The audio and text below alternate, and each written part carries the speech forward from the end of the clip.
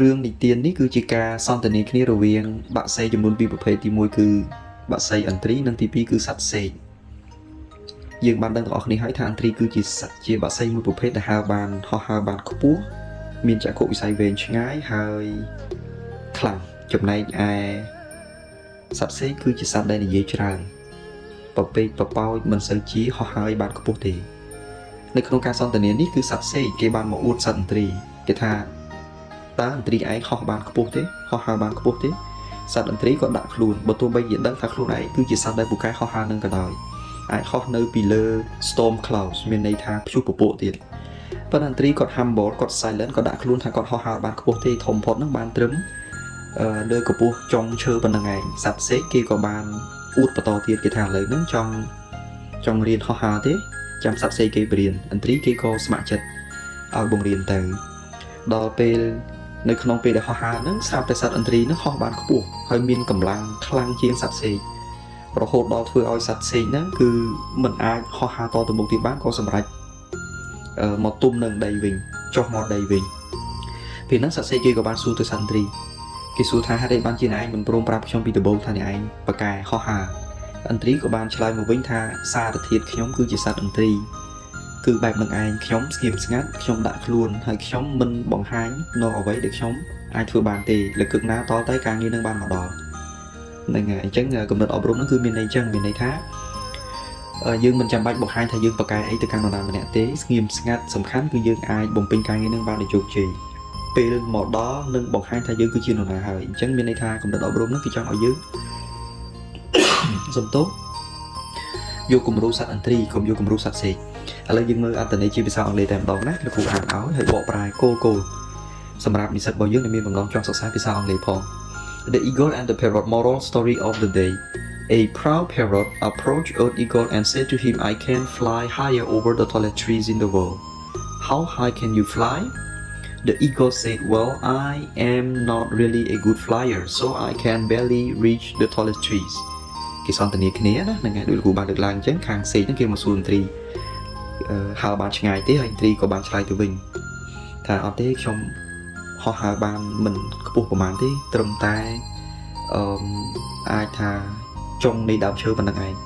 The parrot burst out laughing. What a shame. I cannot believe that I can fly higher than most birds in the kingdom. I am so blessed, he bragged. You are really blessed, the eagle outer.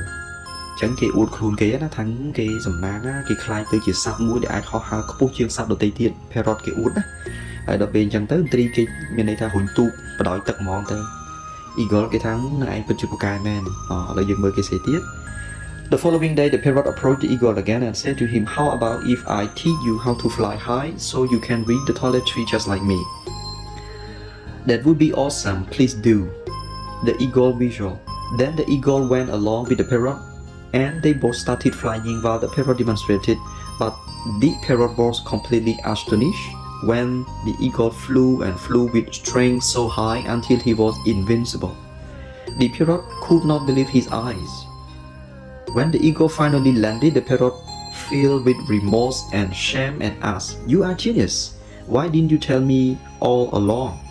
The eagle smiled and said, that is the difference between an eagle and a parrot. I am an eagle and I don't talk much. I don't brag, I only know my words and I believe in it.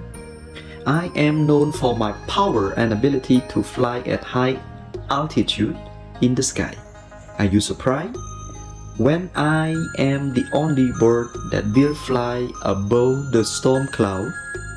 when other birds find shelter during the rain, I avoid the rain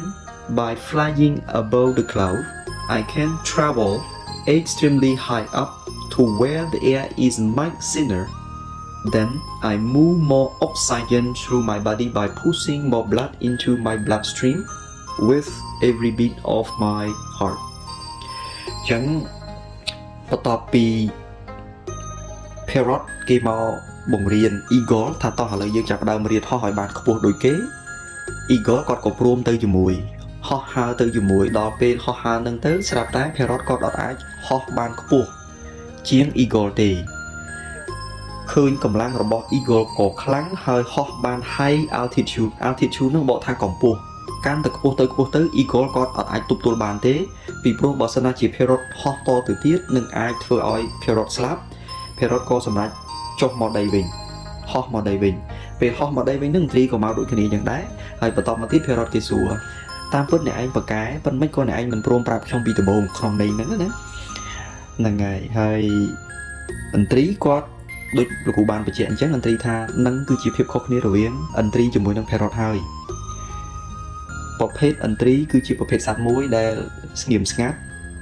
មានសមត្ថភាពខ្ពស់ចក្ខុវិស័យវែងឆ្ងាយហើយជាប្រភេទសត្វដែលមិននិយាយច្រើនទេOkay, do not talk too much or eagle is not talkative នៅពេលដែលបានស្ដាប់ឮអញ្ចឹងទៅ